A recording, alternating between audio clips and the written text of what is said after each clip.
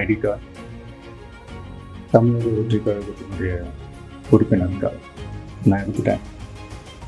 பிறப்புக்கும் எல்லா உயிருக்கும் அப்படின்ற ஒரு அடிப்படை சமத்துவ கொள்கையை ஃபாலோ பண்ணி வரப்போகிற சட்டமன்ற தேர்தலை நோக்கி என்னோட பயணத்தில் இணைஞ்சி மக்கள் பணி செய்ய நாங்கள் ஏற்கனவே வெளியிட்ட எங்கள் கட்சியினுடைய உறுதிமொழியை படிங்க.